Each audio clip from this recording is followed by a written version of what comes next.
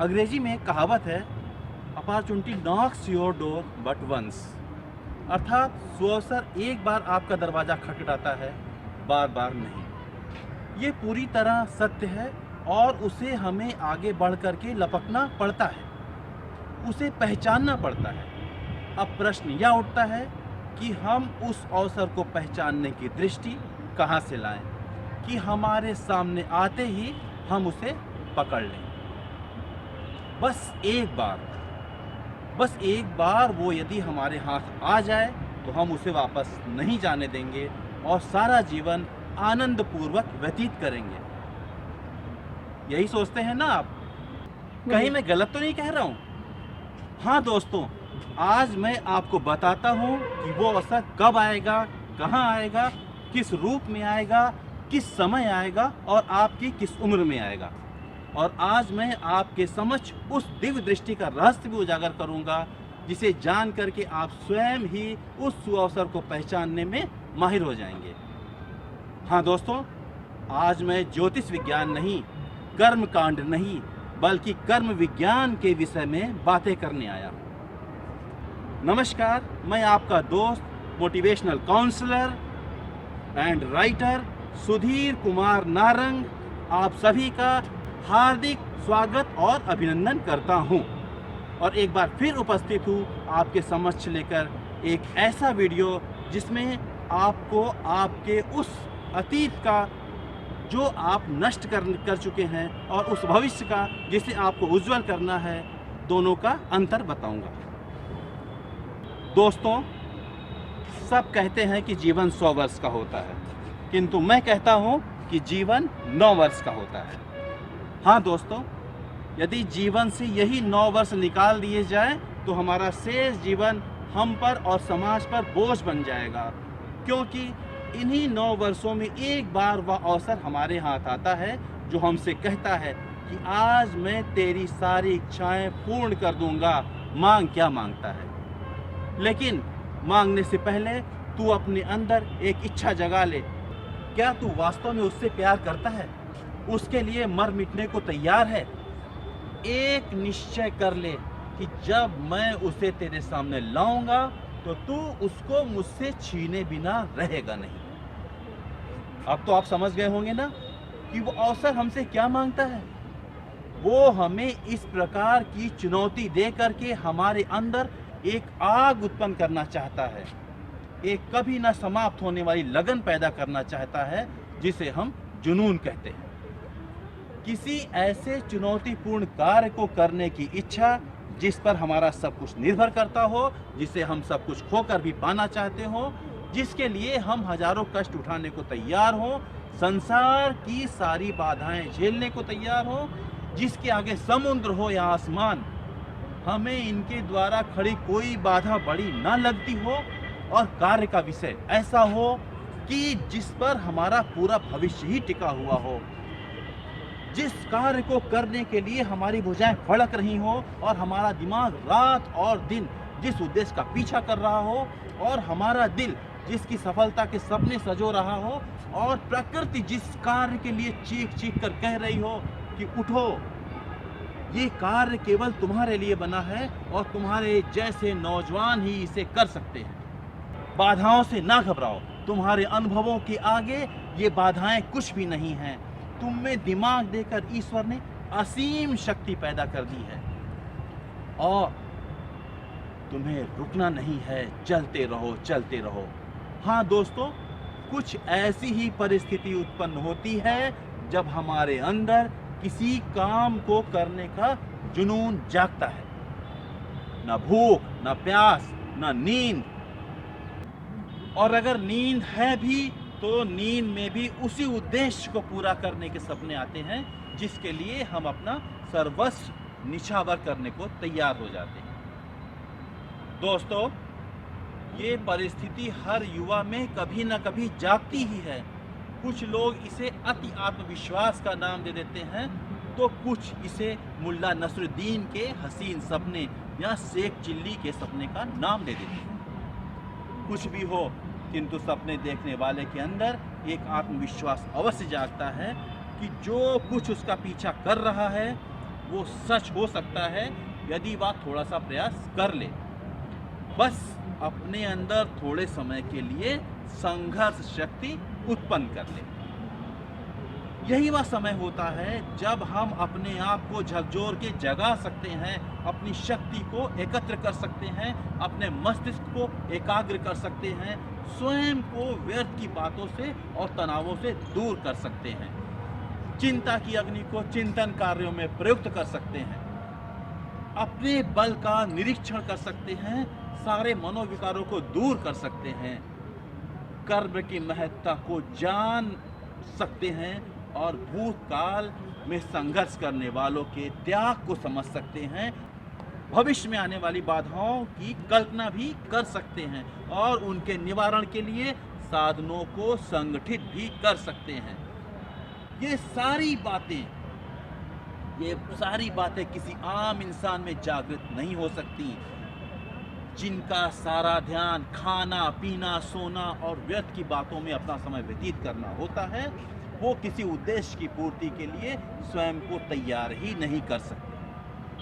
जिनकी दृष्टि अपनी पैतृक संपत्ति पर है और जिनको अपनी जीविका अपने पिता के बने बनाए व्यवसाय से अर्जित करनी है, उनके अंदर इस प्रकार का जुनून तो कभी जाग ही नहीं सकता, क्योंकि प्रकृति उनके साथ कभी नहीं आती, जिनको कर्म का महत्व नहीं ज्ञात होता है, जिनको संघर्ष की कठोरता का बचपन से अनुमान लगाने की आदत ही नहीं डाली गई है, जिनको सब कुछ बना बनाया मिला, वो नया बनाने की क्षमता स्वयं के भीतर पैदा ही नहीं कर सकते हैं। उनका मस्तिष्क हर मुश्किल कार्य को उस ब्लैक होल की तरह देखता है जहां न जाने कितने उल्का पिंड समा चुके हैं।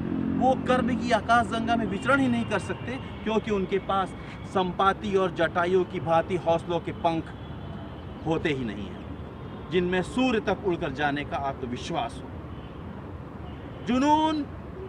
जुनून हमारे भीतर से जागी एक ऐसी प्रेरणा है जो हमें हमारे उद्देश्य को पूर्ण कराने के बाद ही शांत होती है।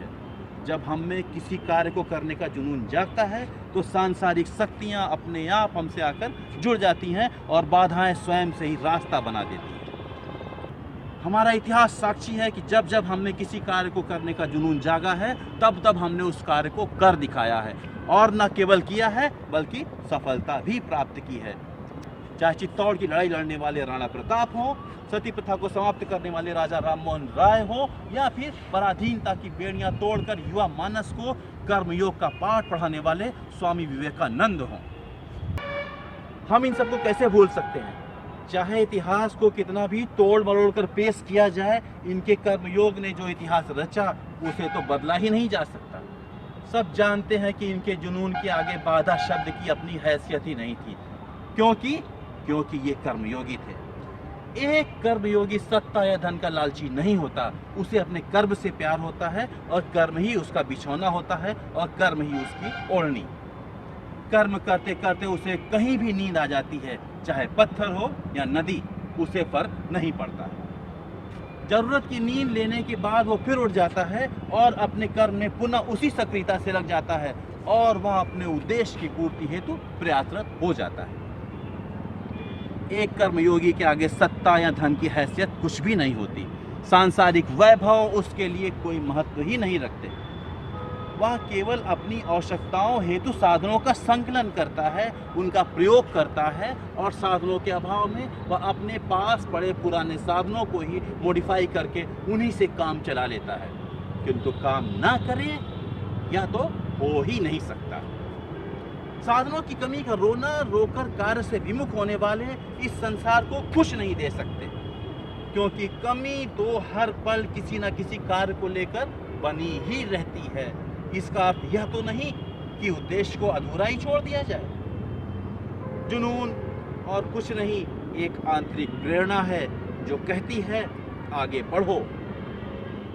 ये बाधाओं का कोहरा प्रयासों के सूर्य के आसमान में आते ही साफ हो जाएगा और फिर तुम्हें अपना मार्ग स्वतः ही परिलक्षित होने लगेगा।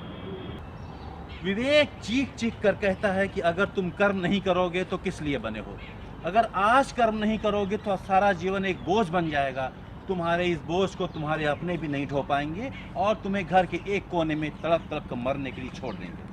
तुम लाख धनवान हो, यदि कर्मवान नहीं रहोगे तो अपने धन की सुरक्षा कैसे कर पाओगे। मर्जी तुम्हारी है, तुम्हें तड़प तड़प कर जीना है या कर्मवान की तरह मृत्यु का आलिंगन करना है।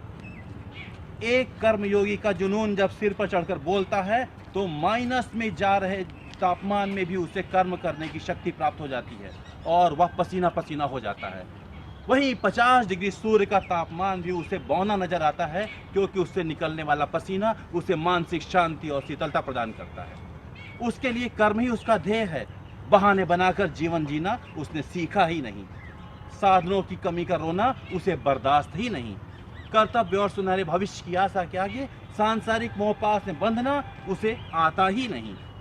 समय का वो अति कंजूस होता है और बहुत सोच समझकर एक एक पल खर्च करता है। वह एक पक्का और मंजा हुआ सौदागर होता है जो कम से कम समय में अधिक से अधिक अनुभव एकत्रित करना चाहता है। उसके लिए यह जीवन 100 बरस का नहीं, मात्र 9 बरस का है। प्रथम 3 वर्षों में उसे ज्ञान, साधनों और अनुभवों को एकत्रित करना होता है और दूसरे 3 वर्षों में उसे उनका सफलतापूर्वक प्रयोग करना सीखना होता है और अंतिम 3 वर्षों में उनसे अपने उद्देश्य की पूर्ति करके शेष यदि जीवन बच गया तो वह आनंद पूर्वक व्यतीत करना चाहता है। यहाँ मैं 9 वर्षों की बात इसलिए कर रहा हूँ कि किसी भी विद्यार्थी के लिए युवावस्था के 9 वर्ष पूरे भविष्य की इमारत को खड़ी करने के लिए आवश्यक होते हैं। जीवन के प्रथम 9 वर्ष बाल्यकाल और माँ बाप के लाड प्यार में बीत गया। पता ही नहीं चला कि कब बचपन से युवावस्था की ओर अग्रसर हो गए। दूसरे 9 वर्ष अर्थात 10 से 18 वर्ष की आयु में जब हमारा किशोरावस्था में प्रवेश होता है तो मन बाहर का संसार देखने को व्याकुल हो जाता है और तमाम तरह की कल्पनाओं और उमंगों में ही जीवन व्यतीत हो जाता है। ये कल्पनाएं मन को तमाम तरह के रंगीन सपनों में खोने को विवश कर देती हैं और अधिकांश युवा जीवन की सच्चाइयों से कोसों दूर रहते हैं। किंतु 18 से 27 वर्ष की आयु हमारे पूरे जीवन में अमूल चूल परिवर्तन कर सकती हैं। यही वह आयु होती है जब हम हर प्रकार की शक्ति से संपन्न होते हैं। कल्पनाओं का रंग फीका पड़ने लगता है। कल्पनाओं का रंग फीका पड़ने लगता है और शनय शनय हकीकत से हमारा सामना होने लगता है। हम उत्साह से भरे रहते हैं और हमारे अंदर खोज करने की जिज्ञासा हिलोरे मारती रहती है। अपनी जिज्ञासा को शांत करने के लिए हम हर प्रकार से प्रयासरत हो जाते हैं। हम अपने उद्देश्य पूर्ति के लिए चारों दिशाओं से साधनों को एकत्र करने लगते हैं। एक समय ऐसा आता है कि जब हमारे पास ना तो साधनों की कमी होती है और ना ही बल की कमी होती है। हमारे पास दोस्तों और परिचितों का ऐसा समूह भी होता है जो हर पल हमारी सहायता करने को तैयार रहता है, क्योंकि उन्हें भी हमारी वैसी ही आवश्यकता होती है जैसी कि हमें उनकी। हम एक दूसरे की सहायता करके किसी भी बड़े उद्देश्य को पूरा करने में सक्षम हो सकते हैं। हाँ दोस्तों, यही जीवन के वो 9 वर्ष हैं जब यदि किसी कार्य को करने का जुनून हमारे अंदर जाग जाए तो हम संसार की हर लड़ाई लड़ सकते हैं और बड़े से बड़ा युद्ध आसानी से जीत सकते हैं। इसी अवस्था में हमारे सब्र की पराकाष्ठा भी होती है जो कहती है कि एक प्रयास और करो। यहीं से हमारे भीतर नेतृत्व की शक्ति भी जन्म लेती है, जब हम अपने साथ साथ कई लोगों का नेतृत्व भी कर सकते हैं। इन्हीं 9 वर्षों में एक खिलाड़ी स्वयं को स्थापित करने के लिए जी जान लगा देता है। एक कलाकार अपनी कला को मानने के लिए सारे प्रयास कर डालता है। एक नर्तक अपनी नृत्य कला को चमकाने के लिए रात दिन अभ्यास में जुट जाता है। एक सैनिक को सैन्य कला में निपुण करने के लिए तमाम तरह के हथियारों का प्रशिक्षण दिया जाता है। एक डॉक्टर को गहन चिकित्सा की सारी विधियां समझाई जाती हैं और एक वैज्ञानिक को प्रयोगशाला में उत्पन्न होने वाली सारी परिस्थितियों को समझाया जाता है। इसी आयु में भविष्य का एक कुशल नेतृत्व और वक्ता जन्म लेता है। इसी आयु में हम जो कुछ सीखते हैं, जैसी आदतों का विकास अपने भीतर करते हैं, पूरा जीवन उसी पर व्यतीत करते हैं। यदि हमारा जुनून सार्थक कार्यों के लिए रहा और अपने विवेक को हमने साध कर रखा और इधर उधर की बातों में भटकने नहीं दिया, यह संसार हमारा है और हम ही इसके नेतृत्वकर्ता हो सकते हैं। आवश्यकता तो बस जुनून को सार्थक कार्यों के लिए जगाने की है। यहाँ हमारा उद्देश्य करके देखो नहीं, बल्कि करो और जीतो का ही होना चाहिए। पूरी तैयारी, आत्मविश्वास और प्रयास, भाग्य इन्हीं 3 बातों से निर्मित होता है। इन्हें ही साधने का जुनून हमें जगाना है। सफलता तो एक न एक दिन हमारे कदमों पर होगी ही, और वो दिव्य दृष्टि जिसके विषय में हमने आपसे वीडियो के प्रारंभ में बात की थी, आपको स्वतः ही प्राप्त हो जाएगी। इस वीडियो के अंत में मेरी आपसे यही प्रार्थना है कि हमारी टीम का हर सदस्य आपके सुनहरे भविष्य में एक प्रगतिशील भारत की कल्पना करता है। हम ज्ञान की गंगा का अमृत आप तक पहुंचाते हैं। आपसे प्रार्थना है कि आप उसका लाभ उठाते रहें। आप 18 से 27 वर्ष की उम्र को खोने और इस जुनून को सोने मत दीजिएगा, क्योंकि यदि आपने इस उम्र में कुछ ना पाया तो आगे के रास्ते बहुत ही मुश्किल हो जाएंगे। मेरी ये बातें अपने दोस्तों को भी ज़रूर समझाइएगा, इस वीडियो को शेयर करके। फिर मिलेंगे किसी नए वीडियो में, किसी नए पहलू पर चर्चा करने के लिए। तब तक के लिए जय हिंद, जय भारत, वंदे मातरम, नमस्कार।